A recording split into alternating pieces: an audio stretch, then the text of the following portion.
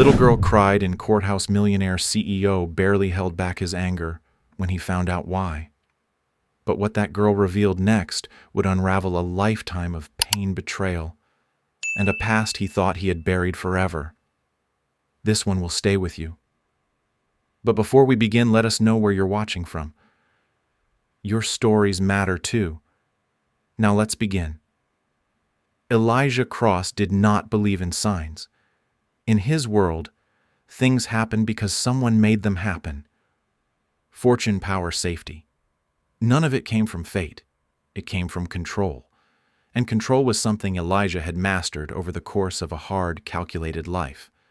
So on the day he stepped into the downtown Seattle courthouse, dressed in a dark gray suit that fit like second skin, a sleek leather briefcase in hand, he wasn't expecting the universe to test him.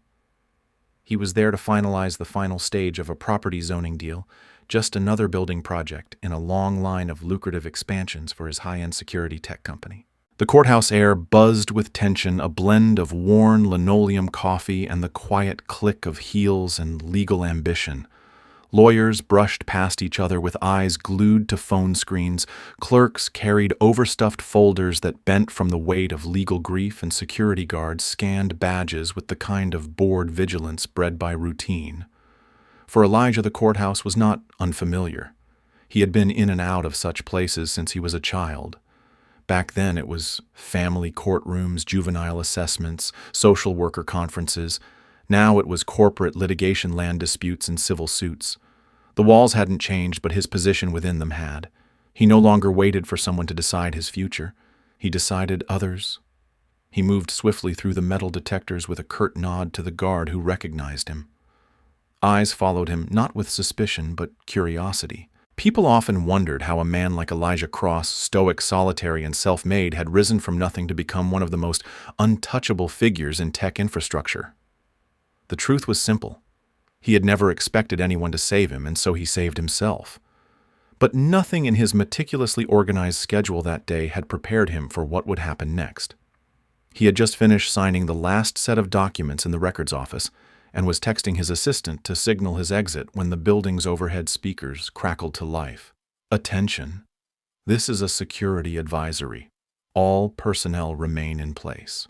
Courthouse lockdown protocol is now in effect. Please await further instructions. The lobby lights flickered momentarily. People stopped mid-conversation. Guards moved toward exits. Tension rippled through the air like a snapped violin string. Elijah's shoulders tensed. Old instincts kicked in an inner bracing he hadn't needed in years. He tucked his phone away and moved calmly but purposefully down the second-floor corridor, scanning for threats exits or anyone in need of immediate help. That was when he saw her. On a long wooden bench just outside courtroom 3A, a little girl sat with her knees tucked into her chest, her arms wrapped around herself like she was trying to disappear. She wore a faded yellow hoodie 2 sizes too big, and jeans that were torn at the knees, not in a stylish way, but the way clothes tear when no one bothers to buy replacements. Her shoes were untied. Her small hands clutched the fraying straps of a pink backpack that had clearly seen better days. She was crying. Not loudly, not with noise, but with the kind of silent sobbing that children learn too early when they believe making sound brings danger. Elijah froze. He had seen this before.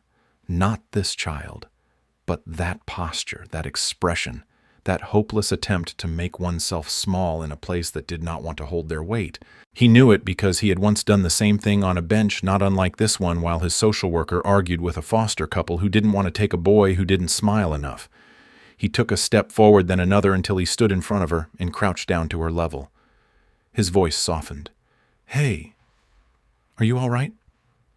The girl looked up slowly, her face streaked with tears. She blinked as if surprised someone had spoken to her. Her eyes were wide and brown, and there was something older than 6 in them. She didn't answer. "Are you here with someone?" he asked gently. She looked down, then shook her head once. "My mom said someone in red would come," she whispered. Elijah's brow furrowed. He glanced at his tailored tie. Burgundy. She kept talking barely above a whisper. She said if anything happened, to wait here, for Elijah Cross. Elijah's chest tightened. He hadn't heard his full name spoken by a stranger with that much vulnerability in decades. "What's your name?" he asked. Her voice wavered. "Maya." "Maya," he repeated, trying to keep his tone steady. "How do you know my name?" She didn't answer. She only reached into her backpack and pulled out a crumpled piece of paper. It was folded so many times it looked like a used napkin. She handed it to him without a word. Elijah unfolded it slowly. Written in shaky handwriting, definitely not a child's, were just 5 words. "If anything happens, find Elijah. No last name." But below that, scribbled in smaller ink, were 2 more words. "Love, Lila." He stared at the paper. The name hit him like a blow to the ribs. Lila. His sister. The one person he had ever truly loved before the system tore them apart. The one whose voice he hadn't heard since the day they were separated at age 13. He had searched for her once, back when he finally had money and power, but the trail had gone cold. No legal name changes, no marriage records, no social security updates. Just gone. And now her daughter was sitting in front of him alone in a courthouse during a lockdown, clutching a note that said his name. "Where's your mom now?" he asked. Maya shook her head. "She left." The lady with the folder said, "My mom didn't want to come back." Elijah's mouth went dry. He stood slowly, scanned the hallway. A few courthouse staff were helping usher people to safe zones. A security guard passed by, too preoccupied to stop. Elijah turned toward the nearest clerk's office and strode in the crumpled note still in his hand. Behind the glass partition, a woman with glasses and a headset looked up, startled. "Sir, please remain where you are. We're in protocol lockdown." "I need to speak to whoever is handling child placement this morning," Elijah said. His voice wasn't loud, but it carried weight, the kind that made people stop arguing. "There's a little girl in the hallway, Maya. She says her mother left her and named me as the contact. I need to know what's going on." The woman blinked, then quickly typed something into her system. After a moment, her expression shifted. She stood and left the desk without a word. A minute later, an older clerk appeared, gray-haired, tight-lipped, holding a slim manila folder. She motioned Elijah toward a side room. Inside, she laid the folder on the table. "Her name is Maya Rose Cross," she said. "Age 6. Her mother, Lila Cross, relinquished parental rights this morning. Signed the custody waiver at 9:43 a.m. No father listed. No extended relatives located. The state was preparing emergency placement." Elijah felt the air thin around him. He took the folder, flipped it open. Maya's photo paper clipped to the corner, signature lines scrawled in hurried pen, and a highlighted field with his sister's name. "She just left her?" he asked, stunned. "Walked out." The clerk nodded. Didn't even ask to say goodbye. Something inside him snapped, not in anger but in clarity. He didn't know why his sister had resurfaced now, or why she had left her daughter here instead of finding him directly. But he knew one thing. He was not going to let this little girl get swallowed by the same system that nearly destroyed him. "I want emergency guardianship," he said, his voice steady. "Today. Right now." The clerk frowned. "Are you a relative?" "She's my niece," he said. "Her mother is my sister. We were separated by the state when we were kids. I have no proof, no documents. But she knew my name and she had this." He showed the note. The woman examined it. Something in her expression softened. "We'll need to run background checks, verify identity. You'll have to speak to a caseworker within 72 hours. "Fine," Elijah said, "but she's not spending tonight in a holding shelter. You want to keep her safe? Let her come with me." There was a pause, then a quiet nod. Papers slid across the table. He signed every page without looking at the legalese. His heart wasn't just invested, it was ignited. When he returned to the hallway, Maya was still sitting on the bench. She looked up when she saw him. "Am I going now?" she asked. He crouched beside her again. "Yes. You're coming with me, just for now. But you won't have to be alone." She studied him, eyes wide. Then silently she stood and placed her hand in his. As they walked down the corridor together, the lockdown lifted, but for Elijah Cross, everything had just begun. The ride home was silent. Elijah Cross sat behind the wheel of his black Range Rover, his hands gripping the leather like it might steady the storm inside him. Beside him in the passenger seat, Maya sat very still, her legs dangling just above the floor mat, her small fingers gripping the frayed straps of her backpack like it was the last anchor she had. She had not asked where they were going. She had not spoken a word since taking his hand and walking out of the courthouse. Elijah wasn't used to silence feeling this loud. Traffic rolled past in measured rhythms, the gray sky above Seattle casting everything in muted tones. He glanced at her once carefully through the corner of his eye. She was staring straight ahead, her eyes wide open but vacant, like the light inside her had retreated somewhere too deep to reach right now. The note she had handed him was tucked safely in his inside jacket pocket, close to his heart. He had read it twice more before they left the courthouse, as if the words might rearrange themselves into something that made more sense. They hadn't. And yet he understood them more deeply than anything he'd read in years. If anything happens, find Elijah. That was all his sister had left him. No explanations, no address, just her daughter and 5 urgent words. He had questions. God, did he have questions, but none of them mattered as much as the girl sitting beside him. She didn't know it yet, but her entire world had just shifted again, and he would not let it shift into darkness. When they arrived at his building, the doorman glanced up in surprise. Elijah rarely came home before sunset, and certainly never with company. But the man opened the door without question. Elijah offered a curt nod in return and held the door as Maya stepped inside. The lobby smelled faintly of eucalyptus and polished granite. Maya's eyes darted up to the high ceilings, the gleaming floor, the giant vertical fountain at the far wall. She shrank into herself, overwhelmed. Elijah didn't speak. He led her toward the private elevator, where the scanner recognized his thumbprint. Inside the car, she stood in one corner, eyes fixed on the floor, her shoulders tucked close like she was trying to disappear. As the elevator rose toward the top floor, he remembered how he used to ride in service lifts as a teenager, sweeping floors in office towers just like this one. Back then, he used to look through the cracks in the doors and wonder who the people were that lived in the sky. Now he was one of them. And for the first time, he hated it. The elevator doors opened into his penthouse, a sleek, minimalist space with floor-to-ceiling windows that overlooked the Puget Sound. It was immaculate, organized, curated. A place designed for silence and solitude. Maya hesitated at the threshold. He turned to her gently. "It's okay. You can come in." She stepped inside cautiously, her shoes making soft sounds on the hardwood floor. Her eyes scanned the open living room, the neutral palette, the steel fixtures, the absence of softness. She didn't ask where to sit. She simply stopped walking, stood beside a low shelf, and held her backpack a little tighter. Elijah ran a hand over the back of his neck. He had built this space to feel safe for himself, a fortress of clean lines and order. Now it looked sterile, like a showroom with no life in it. He moved toward the kitchen, where the overhead lights flicked on with a soft hum. He opened the fridge, pulled out eggs, bread, and apples. He didn't ask if she was hungry. He just started cooking. A few minutes later, he set a plate on the kitchen island. Scrambled eggs, buttered toast, cut diagonally thin apple slices arranged in a fan. Maya hadn't moved. "You can sit wherever you like," he said. "You're safe here." That word "safe" did something. She looked at him unsure, then cautiously climbed onto one of the tall stools. She didn't touch the food at first, just stared at it like it might disappear if she blinked.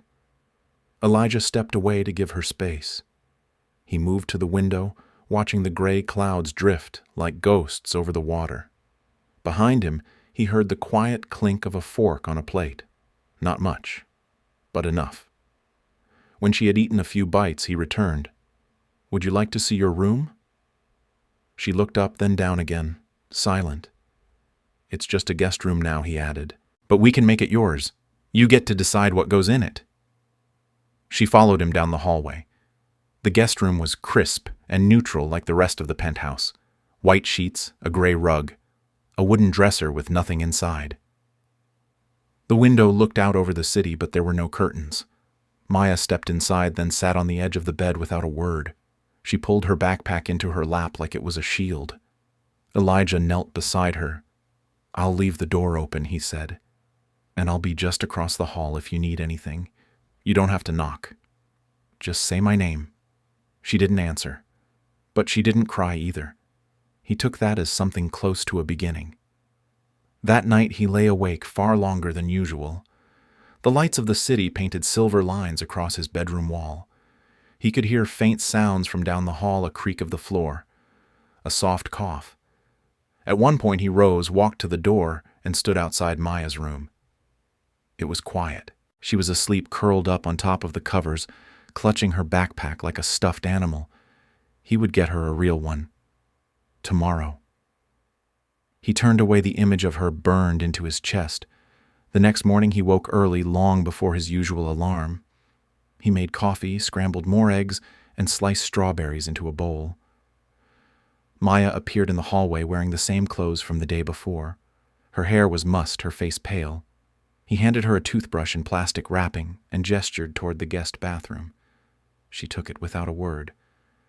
After breakfast, he sat across from her at the kitchen island and said gently, "Maya, I need to ask a few things, just when you're ready, not now, but later." She nodded slowly, then looked up and said very softly, "My mom said you were her only family left." Elijah swallowed. His voice caught, but he pushed through it. "She was mine too." He paused. "Do you know where she went?" Maya shook her head. "She said the bad man might come, that he used to hurt kids." Elijah leaned forward. "What bad man?" Maya's lips pressed together. Her eyes darkened. "He doesn't have a face. In my dreams he doesn't have a face." Elijah didn't press further. Not yet. But that night, while Maya drew in a notebook he'd given her, he opened his laptop and placed a call to his private investigator. "Her name is Lila Cross," he said. "She's my sister. I need to find out where she went, and I need to know who she was running from." "You got it," the investigator said. "I'll dig into court records, old employers, everything." Elijah hesitated, then added, "and check group homes. Ones from back in the day. Ones with sealed files." "Understood." As the days passed, Elijah made small but deliberate changes. The guest room began to transform. He installed soft lighting, ordered a child-size reading chair, bought throw pillows with stars, and one night, after seeing her flinch at the sound of a car alarm outside, he began designing something new, a safe room. Not for emergencies, not exactly, but for peace. Soundproof panels, a calming voice control lamp, a wall mural of night sky constellations, and a custom button she could press that would simply call his name through the house intercom. No matter where he was, he'd hear it. She didn't ask for it. She didn't know he was doing it. But it was his way of saying what he still didn't know how to say with words. "You are not alone." 1 week after Maya arrived, she finally spoke more than a sentence. She walked into the kitchen while he was making pancakes and said, "Can I have one without syrup?" He turned, surprised by the sound of her voice. "Of course," he said. "Plain just for you." She sat down, ate slowly, then added, "My mom used to burn them, every time, but she tried." Elijah smiled faintly. "I'll try not to burn them." Maya looked up at him and said something that made his hands go still over the pan. "Are you going to stay?" He met her eyes.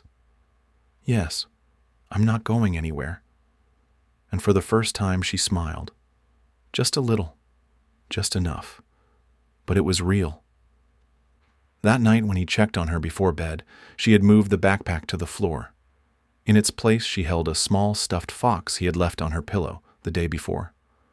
Her breathing was even, her hands were relaxed, and the note, the one with her mother's desperate plea, was now tucked into a small frame on her nightstand. He watched her for a moment, then stepped out of the room.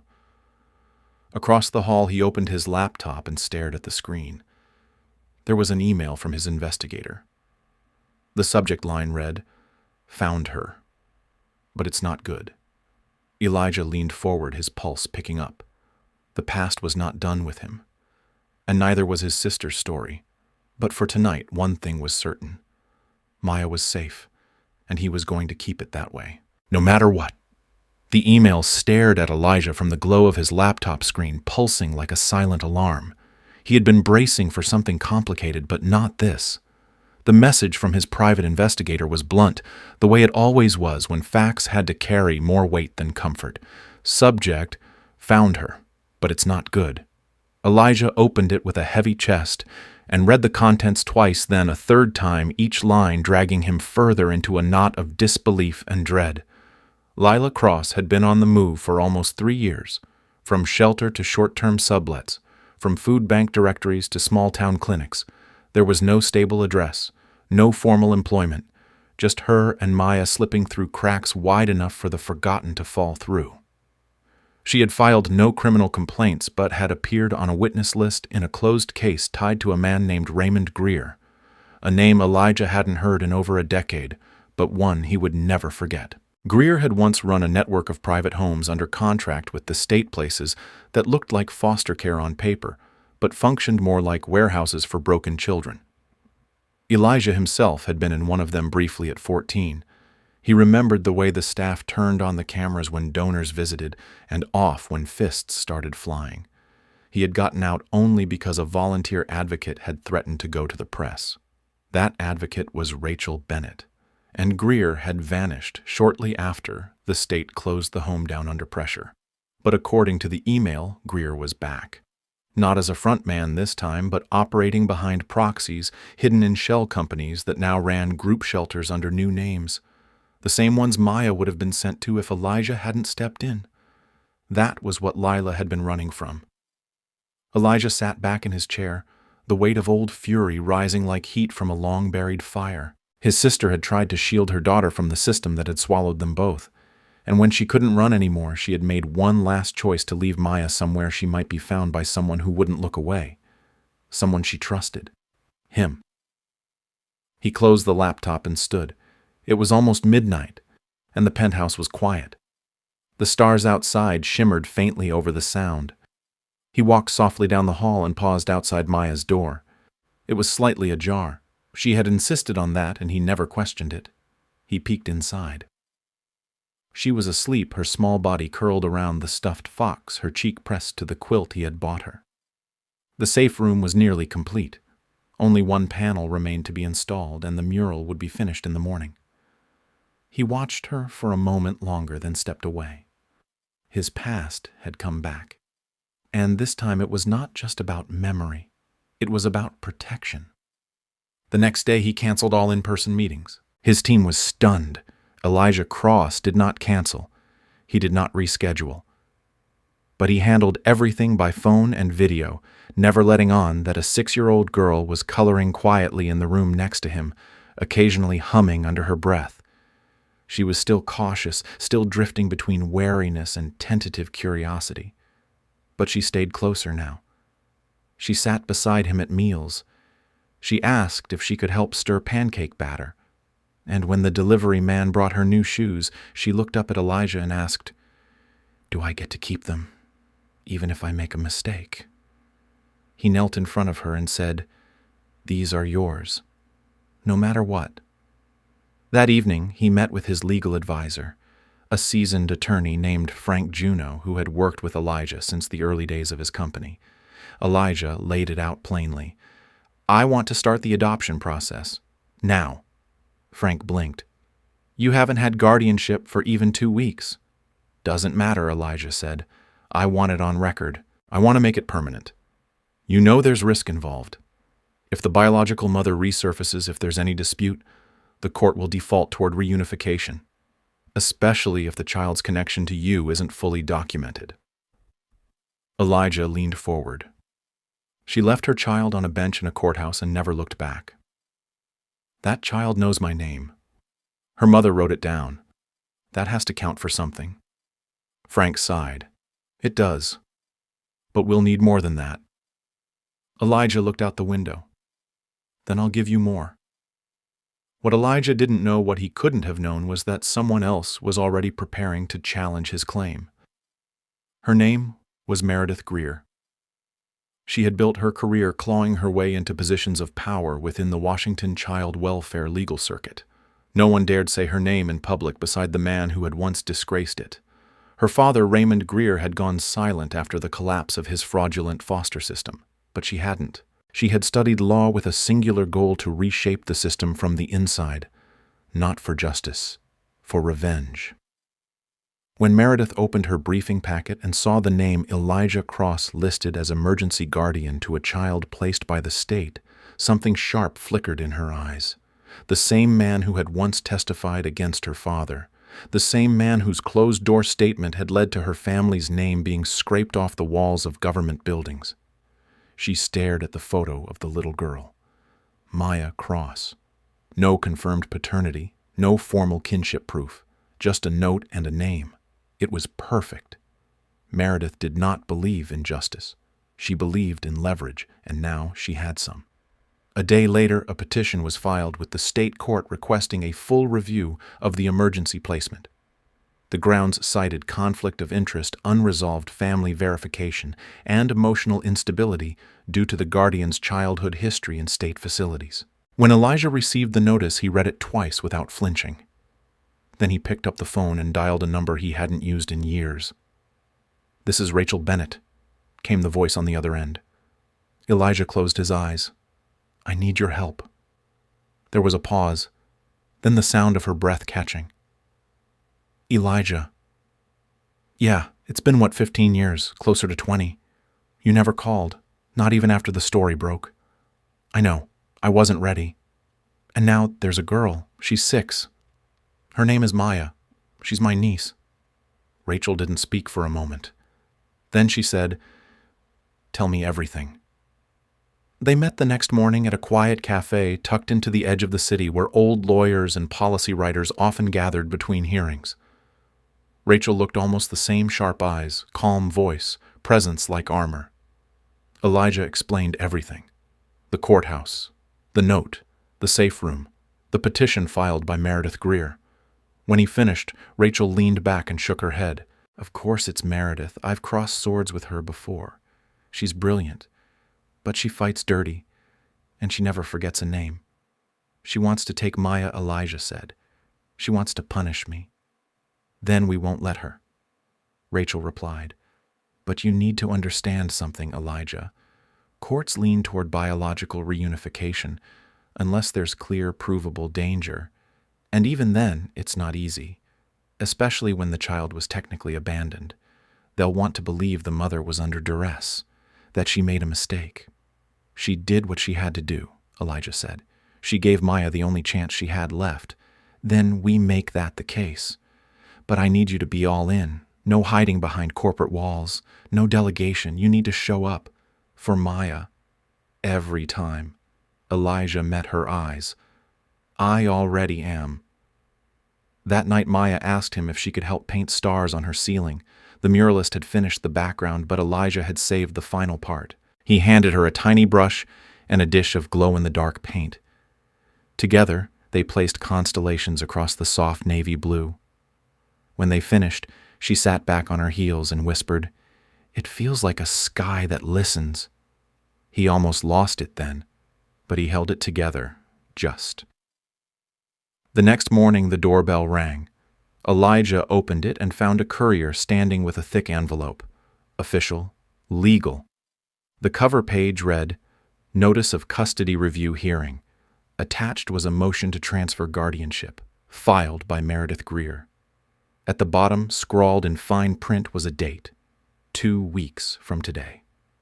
Elijah stood there, the weight of the envelope in his hand, Maya's soft humming drifting from her room, and something inside him clicked into place. He would fight. He had spent his life building walls so nothing could hurt him again. But now, for the first time, he would tear down every one of them. For her. For Maya. For the sister who had trusted him with more than blood. With hope. And as he looked down at the paper that threatened to undo everything they had begun to build, he made a silent promise. They would not take her. Not now, Not ever. Elijah Cross had stood before government panels, corporate boardrooms, and billion-dollar negotiations with fire in his chest and ice in his voice. He had faced mergers, hostile takeovers, and policy lawsuits without blinking, but none of it had prepared him for the weight of walking into a courtroom with a child's future tied to the beat of his heart. The day of the custody hearing arrived cloaked in an early morning fog that blanketed the city skyline in pale gray light. He barely slept the night before, not because he doubted the truth of what he was fighting for, but because he knew how easily truth was bent in courtrooms built more for procedure than compassion. Rachel Bennett met him on the courthouse steps just after sunrise. She wore a tailored navy suit and carried a case file thick enough to bruise. Elijah, dressed in dark gray with a thin blue tie Maya had picked out for him, looked both stoic and restless.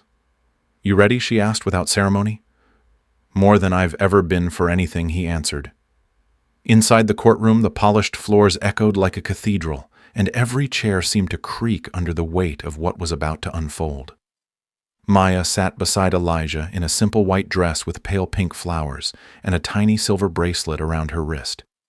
The bracelet had been hers since the day he met her. She touched it often when she was nervous. Today, her fingers never left it. Across the aisle, Meredith Greer sat like a blade disguised as a feather. Her expression was polite, her voice when addressing the judge was honeyed and precise, but her eyes never softened when they landed on Elijah. She laid out her case with surgical coldness. The child had been abandoned by her biological mother. The man claiming guardianship had no direct legal proof of kinship, only a name on a note and a claim built on speculation. Furthermore, she stated with a strategic glance toward the judge, the guardian in question had a history of emotional trauma stemming from his own time in the foster system, making his home potentially unstable for a child with complex emotional needs. Rachel rose with calm fury wrapped in logic and compassion. She presented the timeline, the psychological assessments, showing Maya's improving emotional health, the photographs of the safe room, the letter stitched into the lining of Maya's backpack that mentioned Elijah by name. She pointed out that while the state may not have a formal DNA record, yet Maya herself had identified Elijah as family before she even knew what that meant. "This isn't about biology," Rachel said firmly. "It's about safety. It's about trust. It's about the only adult this child has chosen to hold on to in a world that has repeatedly let her down." Elijah wanted to stand to speak, to tell the judge what it had meant the first time Maya leaned against him as she fell asleep or asked him if he would still want her if she ever lied. But he stayed seated, letting Rachel do what she had always done best, give children like him a voice when their own were trembling. Then the judge asked the question that would shape everything. "Miss Greer, if this guardianship is revoked, what are you proposing as an alternative?" Meredith smiled.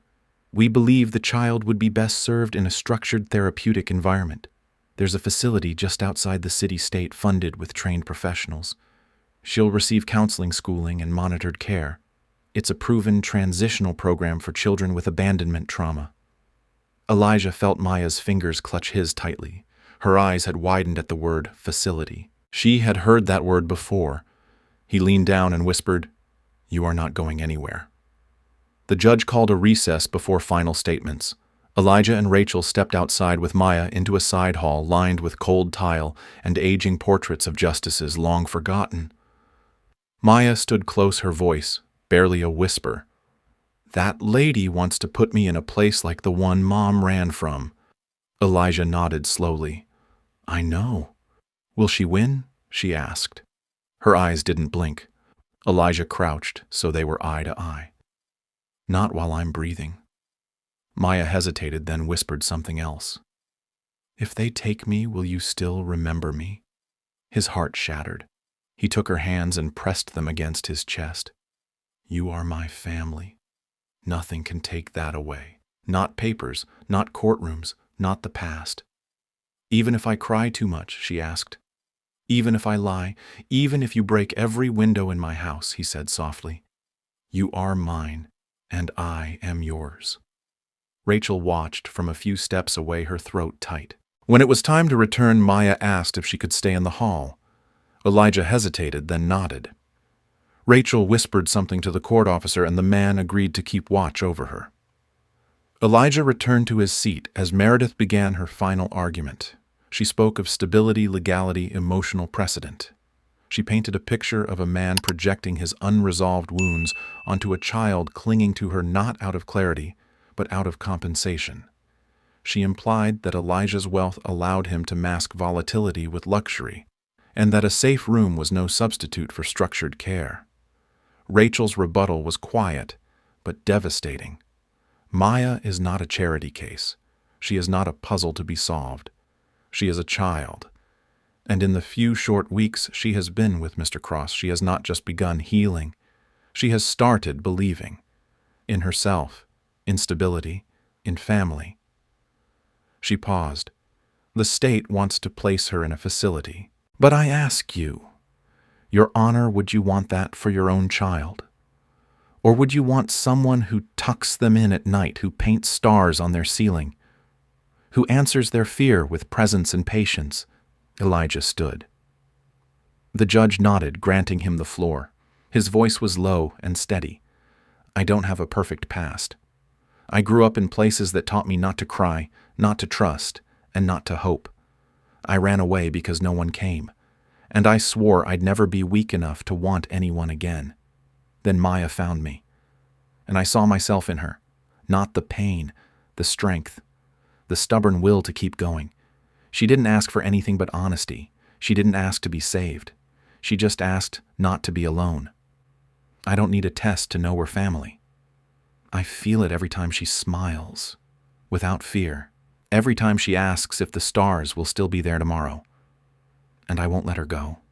Not now. Not ever. The courtroom was silent. Even Meredith's expression had tightened, though she said nothing. The judge adjourned the session for final review and promised a ruling within 72 hours. Outside, the sky had cleared. Elijah stepped out of the courthouse and found Maya waiting on the steps, holding her stuffed fox, a hopeful tilt in her small chin. He opened his arms. She ran to him without a word, burying her face in his coat. He held her close, shielding her from everything he could while silently bracing for the one thing he might not be able to stop. But deep down something had shifted. They had stood in the light. They had spoken truth to power. And for the first time in his life, Elijah Cross wasn't just fighting for survival. He was fighting for love, and he would not lose. 3 days passed, like years. Elijah Cross had always known how to wait. He had waited for school bells that signaled freedom, waited in line for meals in overcrowded foster homes, waited for job offers and investment returns, and signatures on merger contracts. But nothing in his life compared to waiting for the phone call that would decide whether the child who had begun to crack open his carefully guarded world would be taken from him. On the first day, he did everything he could to keep things normal. He made Maya pancakes shaped like stars, even though he was terrible at it. She giggled when one of them looked more like a comet crashing into a mountain. They planted herbs on the balcony, basil and mint and tiny sprigs of rosemary. He let her choose paint samples for the safe room, even though they had already finished it. She picked out a soft lavender that reminded her of a dream she once had, where the sky was made of cotton candy and her mom was flying beside her. On the second day, she grew quiet. Her appetite faded. She stayed close to him almost like a shadow, and every time the doorbell rang or a car horn echoed from below, her fingers tightened around the hem of his shirt. That night, she asked if he would sleep in the hallway outside her door. He agreed without question. He curled up against the wall wearing a hoodie and holding his phone like a lifeline. In the stillness, he could hear her breathing through the door, the soft inhale and exhale of a child learning to believe in safety, and he swore he would give up everything before he let that rhythm be taken from her. On the third day, the call finally came. Rachel's voice was steady but filled with cautious hope. The judge had ruled in their favor. Temporary guardianship was extended into full custody pending standard home visits and evaluations. In other words, Elijah had legally become Maya's guardian. She was not going anywhere. He didn't cry, not until he told Maya. She sat at the kitchen island coloring a picture of a fox wearing sunglasses. When he gave her the news, she looked up and whispered, "For real?" He nodded. She ran to him and wrapped her arms around his waist, pressing her face into his chest. He felt the weight of her trust settle into place like a puzzle piece he never knew was missing. That night they had dinner on the balcony. Maya insisted on wearing her favorite pajamas with tiny moons on them. Elijah let her drink hot chocolate from his coffee mug. She told him about a dream she used to have where she had wings, but didn't know how to fly until someone told her the trick was just to trust the wind. She said she thought he was the wind. He looked at her for a long time before answering, "Maybe you're the one teaching me to fly." A week passed in a strange kind of peace. Rachel dropped by, often bringing case updates and staying for dinner. She taught Maya how to make chicken and rice with just the right amount of garlic. Elijah noticed how Maya's face lit up around Rachel, how her voice grew stronger when Rachel asked questions and listened without interrupting. One night after Maya fell asleep with a book still open on her chest, Elijah stood with Rachel on the balcony, watching the city lights flicker like stars just out of reach. "I never thought I'd be here," he said quietly. "In this kind of life." Rachel smiled. "You built this, Elijah. Don't act like it happened by accident." "I didn't build her," he said. "She built me." Rachel looked at him for a moment, then touched his arm. "You gave her the room to become herself. That's more than most people ever get. But peace has a fragile shell, and beneath it, something darker stirred." One afternoon, while Elijah was in a video meeting and Maya was napping, a small envelope was slipped under the front door. No return address. Inside was a single sheet of paper with bold typed letters. "You're not done paying for what you did." Elijah stared at it for a long time before folding it neatly and locking it in his desk. He didn't want to alarm Maya, but that night after she was asleep, he sat on his bedroom floor and made a list of people who might still hold a grudge. Raymond Greer was at the top. The man was behind bars, but influence had a long reach. And Meredith Greer had made it clear she hadn't forgiven Elijah for exposing the truth about her father's ties to trafficking rings disguised as group homes. Elijah hadn't thought twice about going public with what he found years ago. Kids had suffered. Some had disappeared. He had blown the whistle knowing full well it might burn bridges. Now he feared it might burn down his entire life. He began taking extra precautions. Security footage from the building was reviewed daily. He doubled his firewall protection and hired a new personal investigator named Juno, a woman with a military background and a zero-tolerance policy for threats. She swept the penthouse once a week, always making sure Maya saw her badge and smiled. "We keep safe people around safe hearts," Juno said once, and Maya nodded like it was a promise. One evening, as Elijah sat watching Maya draw on the floor, she suddenly said, "Are you scared?" He blinked. "Of what of them taking me?" she whispered. He reached down and pulled her into his lap. "No, I was. But not anymore." "Why? Because I'll fight harder than they can imagine," he said. "And because now we're not alone." She pressed her head against his chest. "If something happens to you, will she stay? Who, Rachel?" Elijah paused. "You like her, huh?" Maya nodded. "She talks to me like I'm old, but not in a mean way." "She likes you too," he said, then added, "She's one of the people who protected me once a long time ago." "Did you love her back then?" He smiled. "I didn't know what love was back then. I just knew she was the first grown-up who didn't leave." Maya looked up.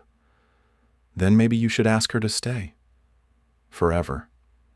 Elijah didn't answer. Not because he disagreed, but because part of him had never considered deserving that kind of forever. Not until now. The next day, Rachel came by with updates about the official adoption process. There were more steps to complete, more evaluations, more signatures. Elijah offered to help make dinner while Maya insisted on showing Rachel her latest drawings. After the meal, as Maya went to brush her teeth, Elijah found himself standing in the kitchen beside Rachel. "She asked me if you'd stay," he said quietly. Rachel looked at him. "What did you say?" "That I hoped so, but I didn't ask yet." She waited. He stepped closer. "Would you?" Rachel's answer was soft and clear. "I've already stayed. I'm just waiting for you to notice." He leaned in, forehead touching hers. For a moment there was no courtroom, no past, no future. Just a quiet yes blooming in the space between them. That night, he kissed Rachel goodnight on the cheek as she left and promised to talk more soon. He walked back inside to find Maya already asleep in her room, her hand curled around her stuffed fox. He stood in the doorway watching her breathe, and he knew that whatever happened next, whether Meredith Greer made one final move or the system twisted again, he would face it. Not alone, not as a survivor, but as a father, and perhaps for the first time in his life as a man learning how to build something that lasted, not from steel or code or power, but from love, from light, from a little girl who had whispered his name like a lifeline in a courthouse hallway and never let go. The day began with the soft light of morning spilling through the wide windows of the penthouse, casting golden lines across the floor, like an invitation to hope. Elijah Cross stood in the kitchen watching the coffee drip into his favorite mug, the one Maya had decorated with sparkly stickers and called his thinking cup. She had just woken up, her hair tousled and her cheeks still warm from sleep, and wrapped herself in his oversized hoodie like it was armor. Rachel had stayed late the night before, and though nothing official had been said, something had shifted between them, like a quiet thread had finally been pulled tight. Elijah poured Maya a glass of juice, placed it beside a plate of toast shaped like hearts, and watched her eat with that familiar concentration she gave to everything. She asked if they could go to the park after her homework, and he agreed, not knowing that this day would mark the unraveling of everything he had begun to build. The first sign came at noon, a knock at the door, firm and measured. Elijah opened it to find two sharply dressed officials from Child Protective Services, both holding identical clipboards and guarded expressions. Behind them stood Meredith Greer, her presence like a dagger dressed in pearls. She offered a thin smile, not to him, but to the room beyond, where Maya's laughter was echoing faintly from the living room. "Mr. Cross," one of the agents said, "we're here for a scheduled evaluation." Elijah's brow furrowed. "I didn't receive notice." "There was a procedural acceleration filed this morning," Meredith said smoothly. "We're simply following up on it. I'm here to observe in my oversight role." Elijah stepped aside, barely suppressing the heat rising in his chest. Maya peeked around the corner, her face tense. He crouched and whispered, "It's okay, Starshine. Just some visitors. Go draw me something amazing, all right?" She nodded and disappeared down the hallway, dragging her fox plush with her. The next hour was a blur of questions, inspections, and thinly veiled barbs delivered with professional detachment. Meredith made subtle comments about the safety of glass coffee tables, the absence of cabinet locks, and the lack of a child's primary physician on record. Elijah answered every question with calm precision, but he could feel the setup forming brick by brick. When Rachel arrived unannounced 20 minutes later, her eyes scanned the room and landed on Meredith with instant recognition. "You shouldn't be here without a judicial escort," Rachel said coldly. Meredith arched a brow. "The emergency motion was approved this morning. Given recent threats made against Mr. Cross's life and his known enemies, we have grounds to reassess the stability of this environment." Rachel's face hardened. "That's a stretch, and you know it. But it was already in motion." The agents requested a private interview with Maya. Elijah hesitated, then knelt beside his daughter and whispered, "Just be honest. Okay, you're not in trouble. I'll be right here." She nodded bravely and followed the agent into her safe room. Meredith attempted to join them, but Rachel blocked the doorway. "Not a chance," she said. What followed was a tense 15 minutes. Elijah paced the hallway, while Rachel made urgent calls to the judge's clerk. When the agent returned with Maya, the look on her face was unreadable. "We need to escalate this to a custody hearing," she said quietly. Elijah's stomach turned. Why Meredith spoke for her? Because the child mentioned receiving threats. Because she said she sometimes hears Mr. Cross crying through the walls. And because despite his best intentions, this home is not a trauma-informed environment. Rachel snapped, "You used that word to describe facilities your father funded while kids were starving inside them. And yet here we are," Meredith said, her smile sharp. "History has a way of repeating itself." Elijah felt the world narrowing. He looked at Maya, who had gone pale. He knew she had only told the truth, had only shared what she felt in that moment. But twisted the wrong way, any truth could become a blade. The agents left with promises to follow up. Meredith left last, her heels clicking like a metronome of menace. As the door closed behind her, Elijah leaned against it and exhaled slowly. Rachel stood beside him. "We have 48 hours. The hearing is set. We'll fight this." He nodded, but his hands trembled. That night he lay awake beside Maya's bed, listening to her breathe, the nightlight casting soft colors on the ceiling. He thought about the years he had spent believing he didn't need anyone. He thought about the nights he had curled into himself in dark corners of foster homes, willing himself invisible. And now, here he was with everything to lose. The next day was war prep. Rachel assembled a legal team including a former judge who specialized in family trauma law. Juno reviewed all building security footage and traced the threat note to a man with known ties to the Greer family. The evidence was strong, but they all knew that custody courts were emotional places and Meredith would play every card she had. Elijah sat Maya down and told her the truth, that some people were scared he wasn't doing a good job and they wanted to check. She asked if she did something wrong. He pulled her onto his lap. "No, you were perfect. Always. Are they going to take me away?" "Not if I can help it," he said. "And I've never fought harder for anything in my life." On the morning of the hearing, Elijah wore a navy suit. Maya wore a lavender dress with tiny white stars, the same color as her safe room walls. Rachel stood beside them wearing a fire-red blazer and holding a folder of legal documents like a sword. The courtroom was full. Meredith had brought her own legal team, her posture impeccable. The judge entered a stern woman with silver hair and piercing eyes. The arguments began. Meredith's side painted a picture of instability, Elijah's past, the recent threats, the unconventional living arrangement. Then Rachel rose and began her defense. She spoke of trauma-informed care, of healing not through textbook parenting but through presence, empathy, and active listening. She detailed how Elijah had gone above and beyond, citing the nightly routines, the safe room design, the documented therapy sessions. And she added the child's own words when asked what safety feels like were this: "Safety feels like Elijah's voice when he calls me Starshine." The room stilled. The judge turned to Maya, who sat bravely in the front row. "Do you want to speak?" Young Lady Maya stood, her small hands shaking, but her voice was steady. "I used to be scared all the time, but now I have someone who stays. He doesn't yell. He listens. He makes pancakes that look weird but taste good. And he calls me Starshine. I don't want to go anywhere else." The judge nodded, then turned to Meredith. "You said this child was unsafe, but all I hear is a child finally becoming whole." Meredith opened her mouth, but the judge held up a hand. "Enough. My ruling is final." She looked at Elijah. Full legal guardianship granted, permanently. Rachel reached for Elijah's hand. He didn't realize he was crying until Maya touched his cheek. "Told you," she whispered. That evening, back at the penthouse, he stood in the doorway of the safe room watching as Maya taped her adoption certificate to the wall. She had decorated it with glitter pens. It sparkled under the soft lights.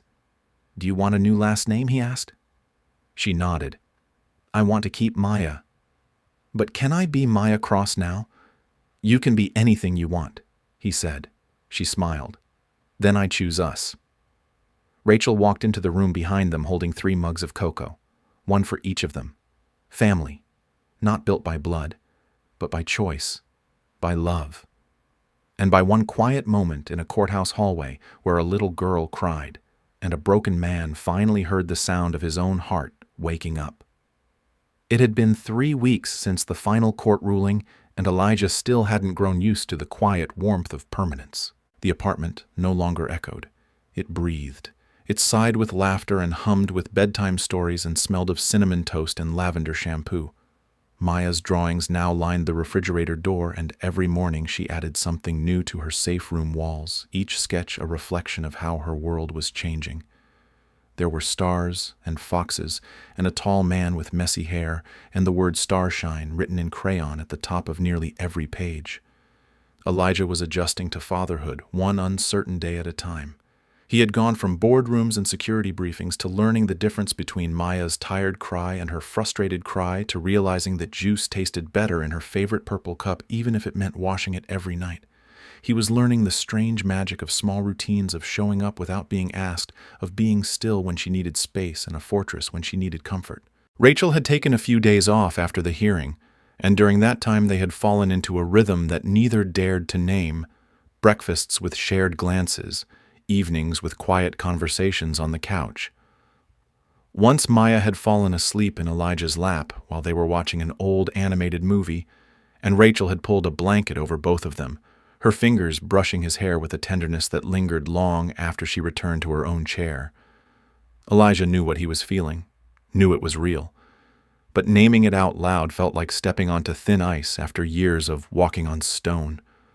One afternoon, as he picked Maya up from her new art class, she held his hand tightly and asked, "Do I have to go back to school after summer?" He glanced down at her and smiled. "Most kids do. But we'll find one that feels good for you, one with kind teachers and cool art supplies." She nodded, then hesitated. "Can Miss Rachel be my teacher?" He laughed softly. "She's more like a superhero lawyer. But maybe she can visit your school sometimes." "I like when she's here," Maya said, swinging his hand. "She makes you smile more." That night, Elijah found himself standing on the balcony looking over the city lights. Rachel joined him, 2 mugs of tea in hand. She leaned against the railing beside him. "You're quiet tonight," she said. Thinking about the future, he replied, "It used to feel like this empty hallway. Now it's full. But I don't know what doors I'm supposed to open next." She sipped her tea. "You open the ones that feel right. Not all at once, just one at a time." He turned to her. "You're one of those doors." She looked up at him, surprised. "Rachel, I don't want to rush anything, but Elijah," she interrupted gently. "You don't have to explain. I feel it too. But we have time. Let's not break what we're building by trying to label it too fast." He nodded, grateful and a little relieved. They stood together in silence, the kind of silence that only exists between 2 people who are no longer afraid of being seen. But peace, as Elijah knew too well, was never permanent. The next morning, as he prepared breakfast, a letter arrived in a plain white envelope with no return address. Rachel opened it while he stirred pancake batter. Her brow furrowed as she read, her expression shifting from confusion to alarm. "It's from Meredith," she said finally. "She's requesting a post-hearing compliance review. Says she has new evidence that could threaten the permanency of your guardianship." Elijah dropped the spoon into the bowl. "What evidence? She doesn't say.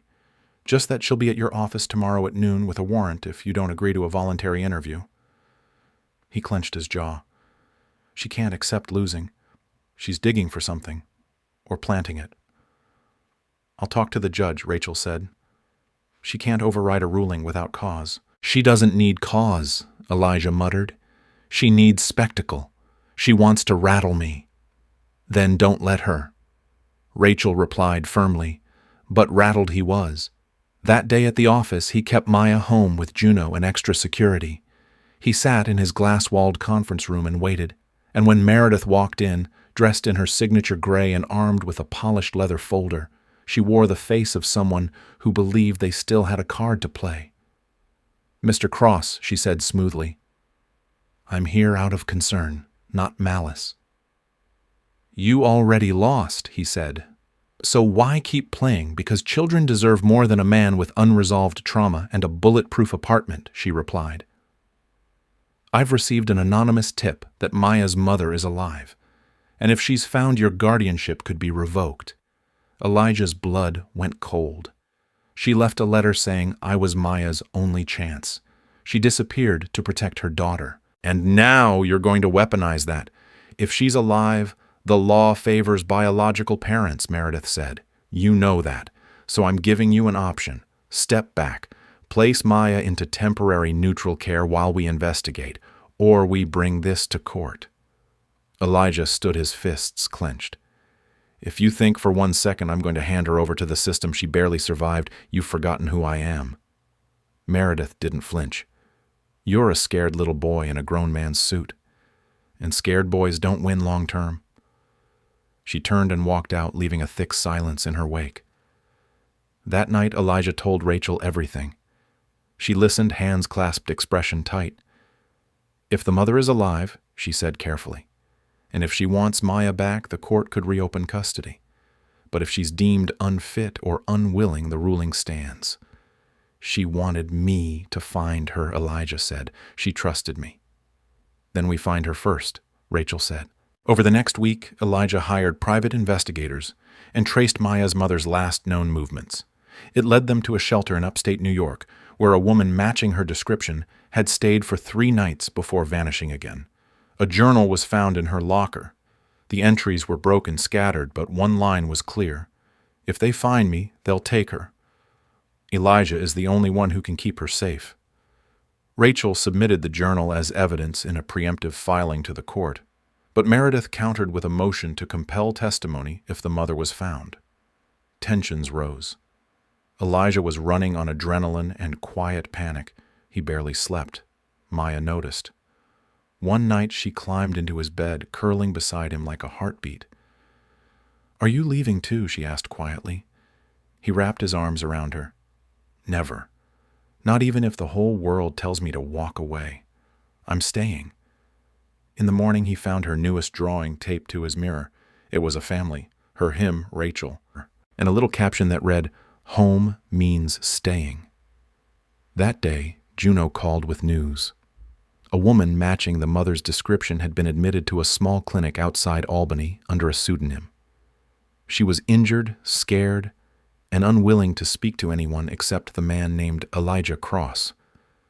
Elijah went that night. The clinic was quiet. The woman lay in a bed, bruised but alive. When he walked in, she looked up, tears in her eyes. "You found her," she whispered. "You kept her safe." He nodded, sitting beside her. "She's amazing. She's strong. And she misses you." The woman wept. "I'm not well enough to raise her. I never was. But I needed to know she was okay. She is. But they're trying to reopen custody." "Then we stop them," she said, reaching for his hand. "You tell them I gave her to you. You tell them I'm not coming back." "You'll need to testify," Elijah said. She nodded. "For her, I will." A week later, back in court, the mother appeared by video testimony. She confirmed everything: her escape, her choice, her trust in Elijah. The judge looked to Meredith. "Do you wish to proceed?" Meredith stood, lips tight. "No, Your Honor." The case was closed, permanently. Outside the courtroom, Maya ran into Elijah's arms. "We get to stay forever." "Forever!" he said, his voice cracking. Rachel joined them, tears in her eyes. Elijah looked between the two people who had changed everything for him. "Let's go home." And home was waiting. Not just the apartment, but the warmth, the laughter, the walls covered in crayon drawings, and healing, the future. And somewhere between the echo of courtroom doors and the soft footsteps of a little girl skipping ahead on the sidewalk, Elijah Cross realized he had finally stepped into the one identity he had spent a lifetime avoiding. He wasn't just a survivor. He was a father, a partner, a safe place. And for the first time, he wasn't running from the past. He was building something that would outlast it. Something called family. The sun had barely risen over the city skyline when Elijah Cross stood on the rooftop of his building, a quiet morning breeze curling around him like a whispered promise. The concrete beneath his feet still held the memory of last night's rainfall, and the faint scent of ozone lingered in the air. It had been exactly 1 month since the courtroom doors closed behind them for the last time, sealing away the storm that had nearly torn everything apart. Maya was asleep inside, tucked beneath the quilt she had picked out with Rachel from a corner stall at a weekend market, its fabric stitched with stars and little foxes that reminded her of the ones in her drawings. Rachel, too, was still resting, though Elijah suspected she rarely truly slept when she stayed over her lawyer's instincts, always on guard, her heart constantly tuned to Maya's rhythms. But today was different. Today Elijah wasn't just breathing. He was building. The safe room had been completed 2 days ago, tucked within the apartment like a secret heart. It was soundproofed, warmly lit, and lined with shelves that would never be empty. There were plush beanbags and fairy lights, and a door with a special lock that only Maya could open from inside. But the real gift wasn't in the steel-reinforced walls or the biometric lock. It was in the mural that covered the entire left wall. Elijah had painted it himself. It had taken him 4 nights of projector a brush he hadn't touched since his teenage years, and more courage than he expected. It showed a tall tree with wide branches stretching into a star-filled sky. In the branches sat a little girl with a fox beside her, and beneath the tree stood a man with his arms outstretched, catching the stars as they fell. At the bottom, in simple black paint, he had written the words Maya had once whispered to him in the courthouse stairwell. "You stayed." When Maya saw it, she hadn't said anything. She had just run into his arms and cried into his chest until her hiccups subsided. Later that night, she had fallen asleep in the safe room curled beneath the mural as if guarding it. Now, as the sky lightened to shades of pink and gold, Elijah looked out at the city and felt something inside him click into place. He wasn't healing anymore. He was healed, or at least healed enough to carry someone else. Back inside, the morning began slowly. Maya padded into the kitchen in her fuzzy slippers and sleep-mussed curls, rubbing her eyes and yawning like a kitten. Elijah lifted her up to the counter and handed her a warm croissant. Rachel followed not long after, dressed in one of his oversized sweatshirts, her hair tied up loosely. She looked at him and smiled in that quiet way she always did when words felt unnecessary. After breakfast, Elijah sat with Maya at the kitchen table and pulled out a small wooden box. Inside was a folded paper plane worn at the creases. "This," he said, placing it in front of her, "was something I kept in my wallet for years. It was the logo from my first company, the one I built when I was younger than I should have been, and the one I sold when I realized I didn't know who I was without it." Maya turned it in her hands. "It's kind of pretty," she said. "But it's sad, too." Elijah nodded. "It was everything I thought I wanted, and it almost cost me everything I needed. I used to think power was about being untouchable.